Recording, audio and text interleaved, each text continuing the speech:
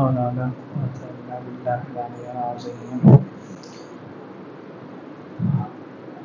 কেউ আমাদের কাছে যখন কোনো টাকা পায় অথবা আমরা কারো কাছে যে কোনো বিষয় যদি কোনো ঋণী থাকি, তো ঋণটা আদায় করার পরে আমাদের মনের মধ্যে একটা প্রশান্তি আসে, একটা পেরেশানি দূর হইল।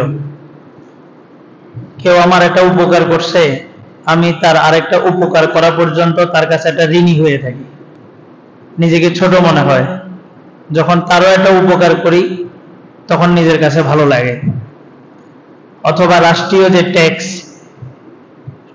এটা একটা বোঝা, আদায় করে দিলে পেরেশানি মুক্ত। আবার অনেক সময় ট্যাক্স আদায় করার কারণে রাষ্ট্র থেকে একটা পুরস্কার দেওয়া হয়, যে প্রত্যেক বছর সবচেয়ে বেশি ট্যাক্স আদায় করে তাকে রাষ্ট্রীয়ভাবে পুরস্কৃত করা হয়। এই যে নামাজ পড়ি, নামাজ এটা আমরা ঋণী আল্লাহর কাছে, এটা জিম্মাদারি। এটা আদায় করার পরে মনে প্রশান্তি আসে না যে এটা পেরেশানি গেল। কারণ নামাজটা আমরা গতানুগতিক, সবাই পড়ে, আমরাও পড়ি। অনেকে দেখা গেছে হয়তো না পড়লে মহল্লাবাসী কি বলবে, ফজরের সময় না আসলে বাসার লোকগুলা কি বলবে।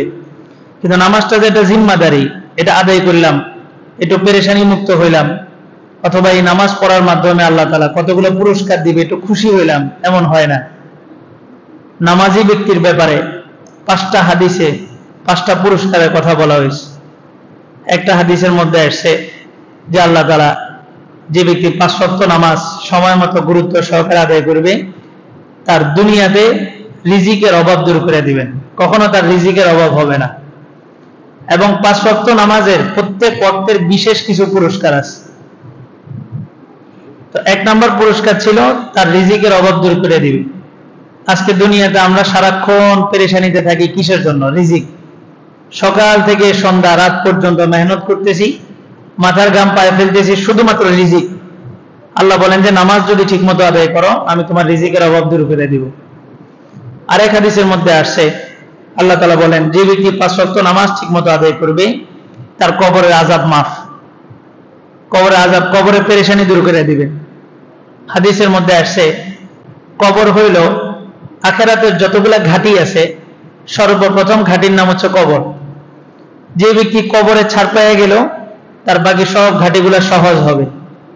আর যার কবর সংকীর্ণ হয়ে যাবে, কবরের মাটিগুলা তাকে চাপ দিয়ে দিবে, তার সমস্ত ঘাটিতে তার সমস্যা হবে। আরেক হাদিসের মধ্যে আছে 3 নম্বর পুরস্কার, আল্লাহ তাআলা তাকে পুলসিরাত, যেটা 30,000 বছরের রাস্তা, উপরে উঠতে 30, সমতল ভাবে 30, আবার নামতে 30, 10 বছর, 10,000 বছর, 30,000 বছরের এই রাস্তা আল্লাহ তাআলা তাকে নামাজের উসিলায় বিজলির গতিতে পার করে দিবেন। 4 নম্বর আসছে তার আমল নামা আল্লাহ তাআলা ডান হাতে দিবেন। 5 নম্বর তাকে বিনা হিসাবে জান্নাত দান করবেন। শুধুমাত্র 5 ওয়াক্ত নামাজ, পুরো 24 ঘন্টার মধ্যে 1 ঘন্টা সময় লাগে না 5 ওয়াক্ত নামাজ আদায় করতে। 5 ওয়াক্ত নামাজ যদি গুরুত্ব সহকারে আদায় করি, আল্লাহ তাআলা আমাদেরকে এই পুরস্কারগুলো দিবেন। এজন্য নামাজ পড়ার পর একটা তৃপ্তির একটা ঢেকুর ওঠা, যে একটা আদায় করছি, 1 ওয়াক্ত নামাজ আদায় করছি, আর আমার পুরস্কারের 1 ধাপ আমি আগে গেছি। আল্লাহ আমাদের সূরাতুল বাকারার মধ্যে 47 এবং 48 নম্বর আয়াত, 48 এবং 49, ওয়াত্তাকু ইয়াওমান লা তাজজি নাফসুন আন নাফসিন শাইআন ওয়া লা ইউকবালু মিনহা শাফাআতুন ওয়া লা ইউখাযু মিনহা আদলুন ওয়া লা হুম ইউনসারুন। হে ঈমানদাররা, তোমরা এমন একটা দিবসকে ভয় করো, যেই দিন কোনো মানুষের কোনো কাজে আসবে না, এবং কারো থেকে কোনো সুপারিশ গ্রহণ করা হবে না, এবং কারো থেকে কোনো ইনসাফ গ্রহণ করা হবে না, এবং তাদেরকে কোনো সাহায্য করা হবে না। আদলুন শব্দের অর্থ হচ্ছে ইনসাফ, কিন্তু এখানে মুফাসসিরিনে কেরাম তরজমা করছেন যে কোনো বদলা গ্রহণ করা হবে না, বিনিময় গ্রহণ করা হবে না। ইনসাফ মানেই হচ্ছে মাজলুমকে তার প্রাপ্য জিনিস বুঝায় দেওয়া। তো যে ব্যক্তি দুনিয়াতে বুঝাই দিতে পারে নাই, আখিরাতে সে তার সমস্ত নেকি ধনভাণ্ডার দিয়া ওই মাজলুমকে বুঝাই দিতে পারবে না। এবং জালেম সেদিন সবচেয়ে অসহায় হবে, তার জন্য কোনো সাহায্যকারী থাকবে না। যার আল্লাহই থাকবে না, তাকে আর কে সহযোগিতা করবে? ওয়াইদ নাজ্জাইনাকুম মিন আলি ফিরআউন ইয়াসুমুনাকুম সুআল আযাব ইউযাব্বিহুনা আবনাআকুম ওয়া ইস্তাহয়ুনা নিসাআকুম ওয়া ফী যালিকুম বালাউম মির রাব্বিকুম আযীম। বনি ইসরাইলকে সম্বোধন করে আল্লাহ তাআলা বলতেছেন ইহুদিদেরকে, তোমরা স্মরণ করো যখন নাজ্জাইনাকুম মিন আলি ফিরআউন, ফিরআউনের সম্প্রদায় থেকে তোমাদেরকে আমি মুক্তি দিয়েছি। ইয়াসুমুনাকুম সুআল আযাব, যারা তোমাদেরকে অনেক কষ্ট দিত, অনেক যন্ত্রণা দিত। ইউযাব্বিহুনা আবনাআকুম, তোমাদের পুরুষদেরকে জবাই করত। ওয়া ইস্তাহয়ুনা নিসাআকুম, আর মহিলাদেরকে জীবিত রাখত। ওয়া ফী যালিকুম বালাউম মির রাব্বিকুম আযীম, আর এটা এই সময়টা তোমাদের জন্য আল্লাহর পক্ষ থেকে অনেক বড় একটা পরীক্ষা ছিল। ফেরাউন বললে আমরা আমাদের মাথায় একটা চিত্র আসে, ফেরাউনের একটা ছবি। আসলে ফেরাউন কোনো মানুষের নাম না, ফেরাউন এটা হচ্ছে উপাধি। তৎকালীন মুসা আলাইহিস সালামের যুগে মিশরে যারাই ক্ষমতায় আসতো তাদেরকে ফেরাউন বলা হতো। ফেরাউনের আসল নাম হচ্ছে ওয়ালিদ ইবনে মুসআব, ফেরাউনের আসল নাম। যেমন আমরা শুনছি পারস্য, রোম পারস্যের বাদশাদের নাম কেসরা এবং কাইসার। কেসরা এবং কাইসার এটা বাদশার নাম না, এটা হচ্ছে উপাধি। নাজ্জাশী নাম শুনছি না, বাদশা নাজ্জাশী। আমরা ইতিহাসের পাতায় রাসূল সাল্লাল্লাহু আলাইহি ওয়াসাল্লাম যার গায়েবানা জানাজার নামাজ পড়ছিলেন, এই বাদশা নাজ্জাশী, এই নাজ্জাশী এটা একটা উপাধি, তার নাম ছিল আসহাম। অথবা নিকট ইতিহাসে যদি তাকাই, সম্রাট, মোগল সাম্রাজ্যের বাদশাদেরকে বলা হয়তো সম্রাট, এটা তাদের একটা উপাধি, এটা তাদের নাম না। তো ফেরাউন এটা একটা উপাধি, এটা কারো নাম না। কিন্তু ওই ফেরাউন জালেম, সে অত্যাচার সীমা অতিক্রম করার কারণে এই ফেরাউন শব্দটা খারাপ হয়ে গেছে। এখন আমাদের সমাজে আওয়ামী লীগ শব্দটা একটা গালি হয়ে গেছে। কেউ যদি তুই আওয়ামী লীগ, তার মানে হচ্ছে একটা গালি দিছে। এটা মানুষের কাছে এত ঘৃণিত হয়ে গেছে। এই ফেরাউন এটা উপাধি ছিল, কিন্তু এতটাই ঘৃণিত হয়েছে যে ফেরাউনের পরবর্তীতে আর কেউ এই নামটা ব্যবহার করে না। তাকে আল্লাহ তাআলা পুরা বিশ্ববাসীর জন্য এটার ইতিহাস সবক হিসেবে রেখে দিয়েছে। আল্লাহ তাআলা বলেন যে তোমাদের উপরে যেই অত্যাচার হইতো সেখান থেকে আমি তোমাদেরকে মুক্তি দান করছি। ইউযাব্বিহুনা আবনাআকুম, এই ফেরাউনের সর্বপ্রথম কাজ ছিল সে পুরুষদেরকে জবাই করে দিত। ইব্রাহিম আলাইহিস সালামের দুই স্ত্রীর ব্যাপারে দুইটা সুসংবাদ আল্লাহ তাআলা দিয়েছিলেন। হাজেরা আলাইহিস সালামের ব্যাপারে সুসংবাদ দিয়েছিলেন যে এই বংশ থেকে সর্বশেষ জামানার নবী মুহাম্মদুর রাসূলুল্লাহ সাল্লাল্লাহু আলাইহি ওয়াসাল্লামের আবির্ভাব ঘটবে। আর সারা আলাইহিস সালামের ব্যাপারে সুসংবাদ দিয়েছিলেন যে এই বংশ থেকে এমন একজন আসবে যে এই মিশরের সাম্রাজ্যটাকে ধ্বংস করে দিবে, অর্থাৎ মুসা আলাইহিস সালাম। ইনি সারা আলাইহিস সালামের বংশ থেকে আসছেন, ইয়াকুব আলাইহিস সালামের বংশ থেকে, অর্থাৎ বনি ইসরাইল। তো মুসা আলাইহিস সালামের ব্যাপারে আল্লাহ তাআলা ইব্রাহিম আলাইহিস সালামকে সুসংবাদ দিয়েছেন যে এমন একজন লোক আসবে যে মিশরের এই সাম্রাজ্যটাকে একদম ভস্ম করে দিবে। ফেরাউন একদিন স্বপ্ন দেখলো যে একটা আগুন খুব দ্রুত আসতেছে আর তার পুরা মিশরের সাম্রাজ্যটাকে আগুনের পুরা জ্বালায় ছাই করে দিতেছে। প্রথম দিন স্বপ্ন দেখলো, দ্বিতীয় দিন, তৃতীয় দিন যখন স্বপ্ন একই স্বপ্ন বারবার দেখলো, তখন সে তার মন্ত্রীদেরকে ডাকলো, ডেকে বললো যে আমি এমন একটা স্বপ্ন দেখছি। এক স্বপ্নের ব্যাখ্যাকারী ছিল, সে বলল যে আপনার সাম্রাজ্যের মধ্যে এমন এক যুবকের আবির্ভাব ঘটবে যে আপনার পুরা সাম্রাজ্যটাকে জ্বালায় শেষ করে দিবে, আপনার থেকে আপনার ক্ষমতা ছিনিয়ে নেবে।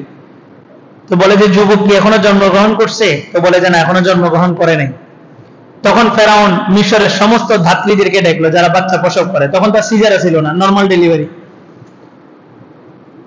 তো ডেকে বললো যে তোমরা প্রত্যেকটা ঘরে ঘরে যখনই কোনো পুরুষের জন্ম দেখবা তখনই সাথে সাথে এটাকে আমাকে সংবাদ দিবা, আমার প্রহরী যায় তাকে হত্যা করবে।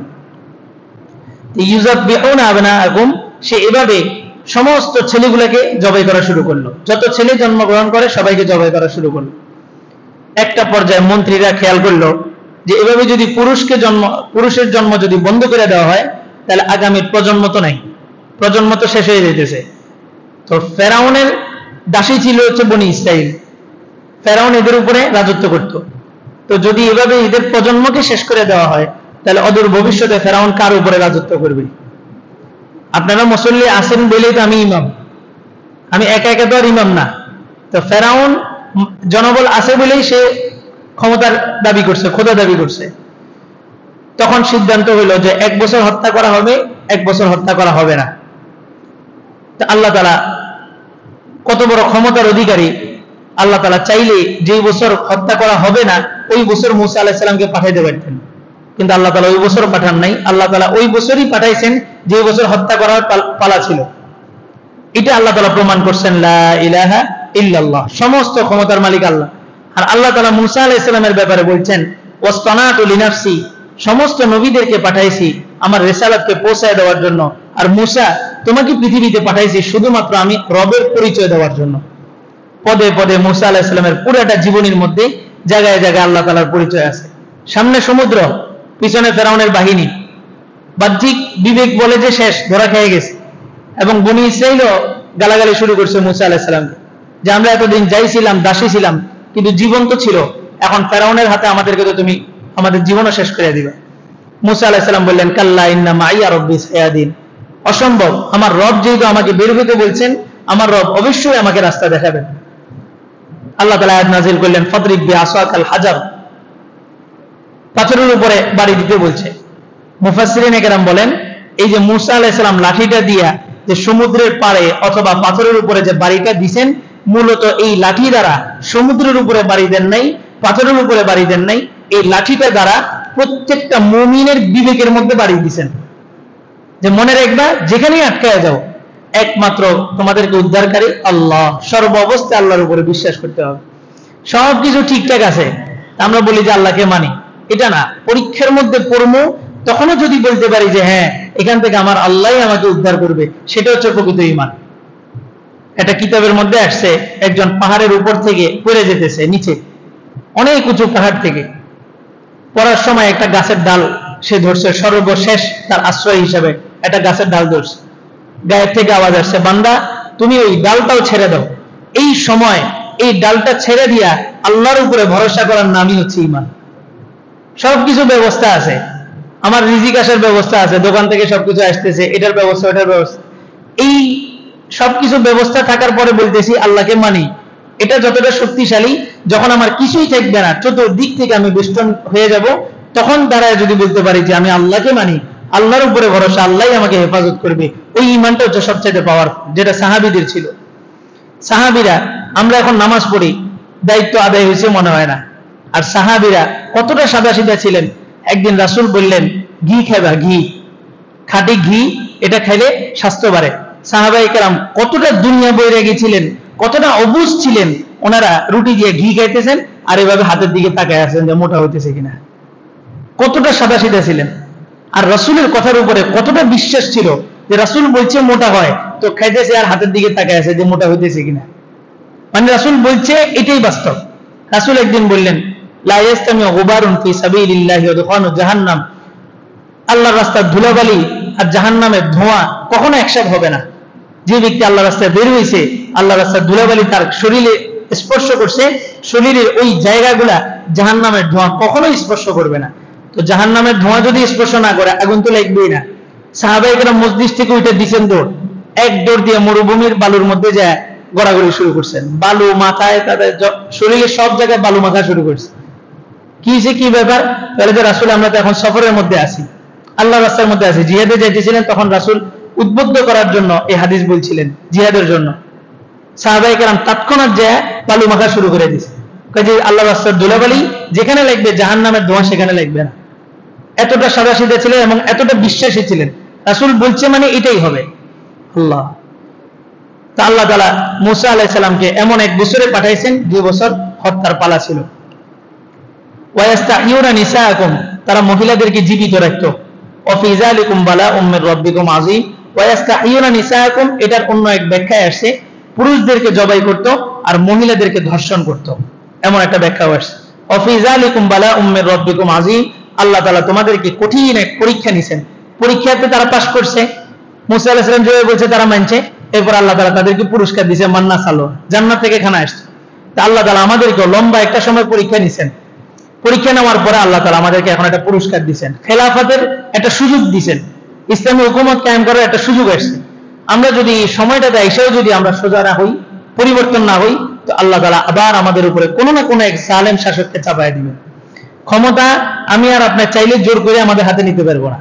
আল্লাহ তাআলা নিজেই বলতেছেন ওয়াদাল্লাহুল্লাযীনা আমানু ওয়া আমিলুস সালিহাত দুইটা কাজ শুধু করো, লা ইস্তাখলিফান্নাকুম ফিল আরদ, তোমাদেরকে আমি খলিফা বানাবো, কামাস্তাখলাফাল্লাযীনা মিন ক্বাবলিকুম, যেমনি ভাবে তোমাদের পূর্বসূরীদেরকে আমি ক্ষমতা দিয়েছিলাম।